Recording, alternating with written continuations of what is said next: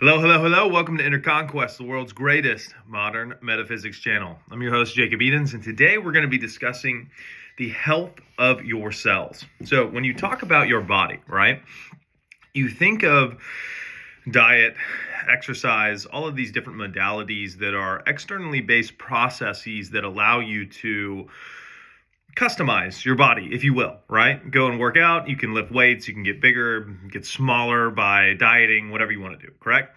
So when you think about your vehicle, your body, right? Your body is a vehicle that your soul inhabits, meaning that you come into this thing like a Gundam pilot. If you've ever seen those like animes where they have the giant robot and there's a dude inside, he's controlling it. It's like that, but on a much more one-to-one replica scale, okay? So when you understand that the real you is the pilot, it's not the actual apparatus, now you have a detached ability to work on the apparatus, okay?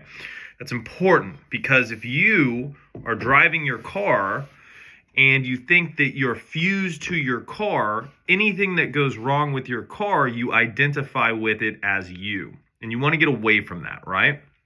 You want to understand that you are the being that inhabits your body and that body is molding itself to your inner state, your inner being, if you will, your soul body, if you will. Oftentimes we look at things like genetics and different predispositions and things of that nature. That's all good and well. But what is regulating the expression of your genes 24/7, 365 days a year is your state of consciousness. And we know this because if you do the water experiment with rice, you put rice in 2 jars of water and you curse one jar and you speak loving, great affirmations to the other one, the jar with the hateful, spiteful energy will decay and rot, and the jar with the loving affirmations will remain purified and not decay, okay? So when you're looking at your physical body, one of the things that you run up against is decay and your environment essentially trying to break down the system.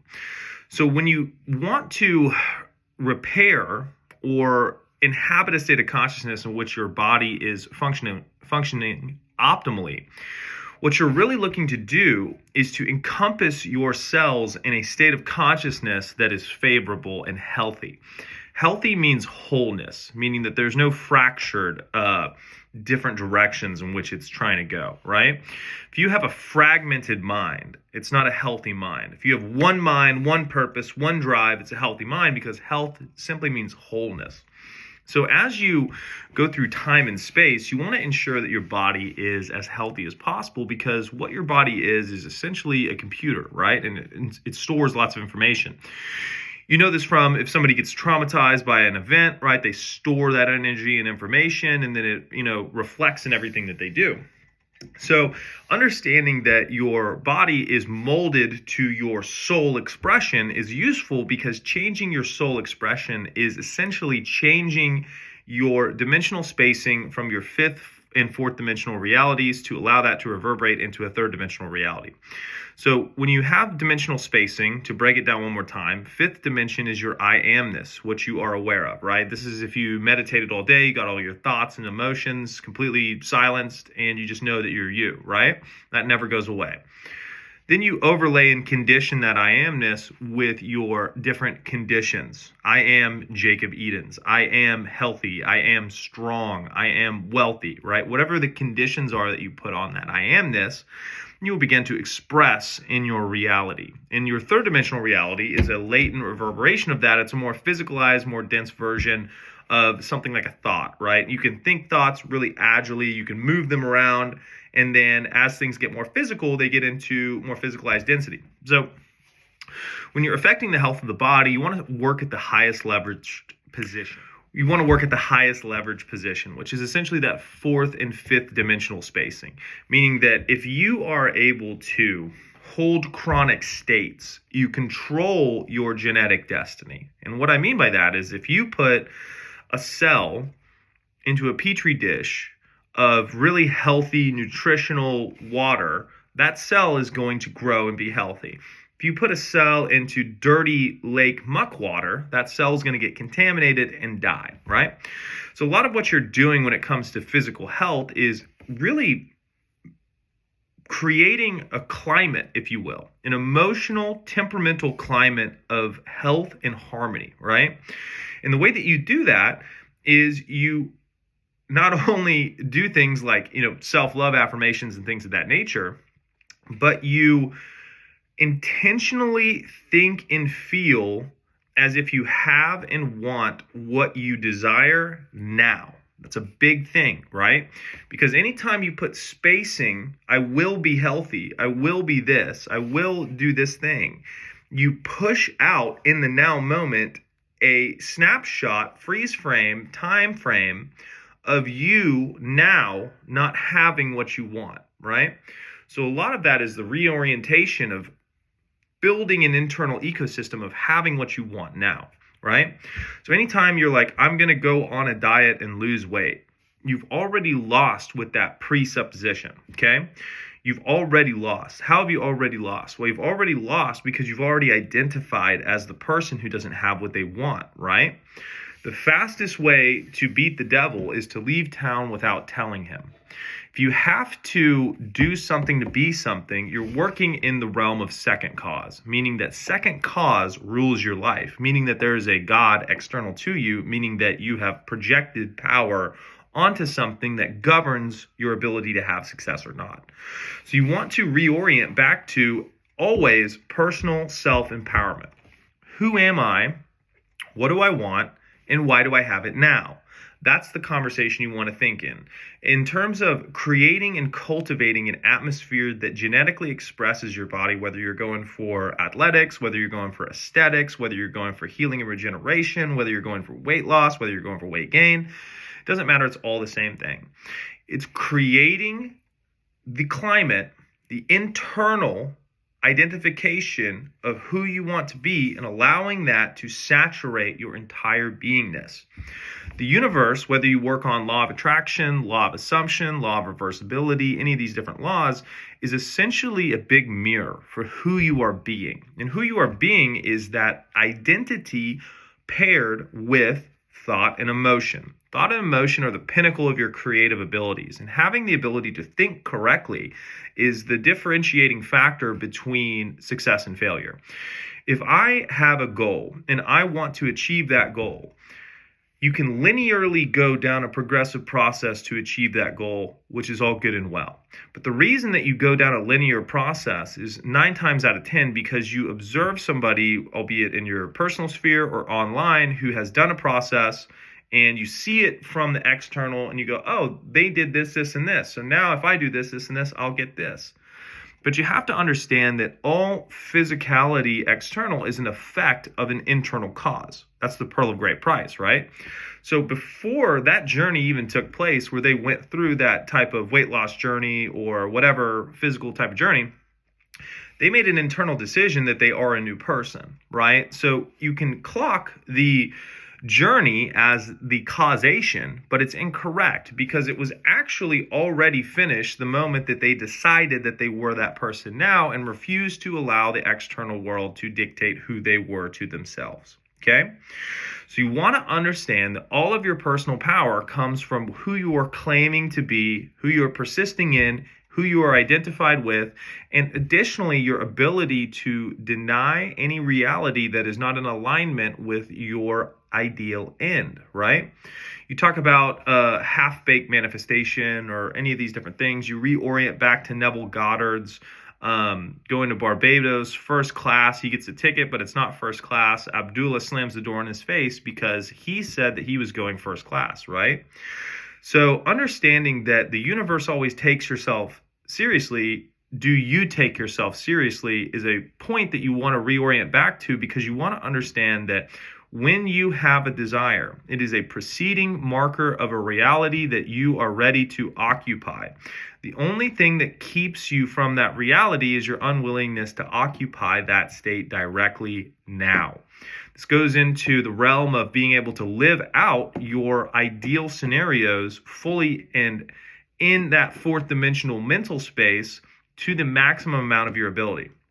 If you find that chronically dwelling in a state that is wanted, whether that be healthy or looking the way you want to or having the money you want to have, right? It's always blocked by a counter conscious state that you have dwelt in previously, which is what caused that desire, right? So if you've been poor your whole life and you want to get rich, your desire to be rich has stemmed from your observation of poverty over the course of the lifetime, right? So in order to go to that new state, you have to abandon the old state, which is done through indifference, meaning that if I adopt a state of health, I have to become indifferent to non-healthy things, no matter how much they rear up and try to get my attention. States are infused with your life force in the same way that you infuse your life force into your body. When you leave your body, how effective is your body at breathing? It's not. Right? It's 100% effective because of your presence. So if your presence can animate a thing like a body to wake up and go do things all day, every day, what else can your presence do? Well, your presence can inhabit different states that have different ramifications in reality. If you build a state around you of success, then you place your awareness and your presence in that state has to manifest externally, right? Now, when you understand this primary rule of first cause, which is that pearl of great price, you operate entirely by this principle for every dimension of your life. You don't allow secondary and tertiary gods to pop up in your reality that you have to serve to get what you want, because it's nonsensical. If you really have an understanding of the pearl of great price, then you are sovereign and you are autonomous, because you have the ability to enter in any state that you please at any time. Now, your ability to remain faithful to the state is where you are tested, if you want to call it that, right? Do you have the ability to maintain that state in the absence of any external validation? And when you first start going down law of assumption, law of attraction pathways, you understand that you have a crippling dependency on the external world for validation. And that's okay, because that's how everybody was programmed to think, act, and operate. But once you break that illusion, then you realize that really all it was a chronic state of awareness that was negative that you just got addicted to. And what is addicted to? You just habitually visit it over and over and over again, right? So the way that you break these old states, or you just become indifferent and don't visit them as much. You visit the new states, like you're going to a friend's house. Instead, you've got two friends' houses that you can go to. You're in the middle, friend on the left. He's a fentanyl addict and he has everything messed up. The house on the right, it's a dude or a girl who keeps everything clean, organized, and exactly the way you want it to be. Every morning you wake up, you can go left or right. You just start making the mental assumptive stance to go right more and more and more. Maybe you only go over to the friend on the right's house for an hour or two a day, and then you get sucked back into the other one. Doesn't matter. Next day you go over for 3 hours, right? Your goal is to maintain chronic states of wantedness. And the reason that you maintain chronic states of wantedness is once you capture this superpower, this ability to enter in conscious states and understand the ramifications of entering into different states and how that manifests and coordinates people, places, and circumstances, you start to grasp the basics of that type of metaphysics. And then once you grasp that type of understanding, now you start to apply it and you start to get on and off results because your discipline and your focus is a little bit wavery, but that's okay. You now understand the basics, and because you have the correct, truthful understanding, now you can begin to refine that process and really understand how to hold a feeling state for the entire day. Now you hold a feeling state for the entire week. Now you hold a feeling state for the entire month. And before you know it, that is your new norm. You've broken in that feeling state. You've broken in that state of consciousness. And now, wherever you go, that state of consciousness follows you. And as it follows you, it becomes your new accepted, non-resistant reality, which is what you're after. You don't want to be on a cyclical reality. You don't want to be in a get fit, get unhealthy, get back, get the specific person, lose them, come back. You don't want wavelength contrast like that. You want consistent, steady states that you occupy. And you understand that you can do this for negative states very, very easily just because of the belief systems on the planet. Oh, what's his deal? Oh, he's just been depressed for the past 10 years. 10 years?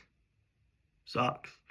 So you don't really hear, oh, he's just been wealthy for the past 10 years. Why is he wealthy? Oh, his dad gave it to him. Right? You always put a condition or a clause on a good state, but you just accept that that person's been depressed. Why has he been depressed? Oh, he's just like that. He's got brain chemistry. Oh, okay. What? Right? So becoming conscious of these different states that you chronically dwell in give you immense power, because once you understand that you can go into a state and that it can express itself in your physical world, first of all, what? Second of all, you can take that state and you can customize it exactly the way that you want to, which is really what you're after. You want to be able to take a state and you want to be able to customize it to feel and express exactly the way that you want it to. You don't want to do it like somebody else. You want it like you want it. So your ability to hold feeling states is the cornerstone foundational skill set that you want to have, because once you have that skill set, now you can customize that state to be whatever you want it to be personally. I look, think, and feel this way. And then once you place your awareness on it, because your mind is disciplined, it doesn't waver. It just stays affixed to that wanted state. So I hope you enjoyed today's video, guys. Check out the link tree for any coaching that you would like to do. The Spartan 1 program is available. Make sure you check out the free training first before you purchase that, just so you see everything that's entailed, as well as at the very last slide, it shows everything that comes with it. And then the normal coaching and stuff is there as well. Additionally, if you want any different videos made, feel free to leave them in the comments section. And the most important thing that I have to say today is go conquer. I'll see you in the next one.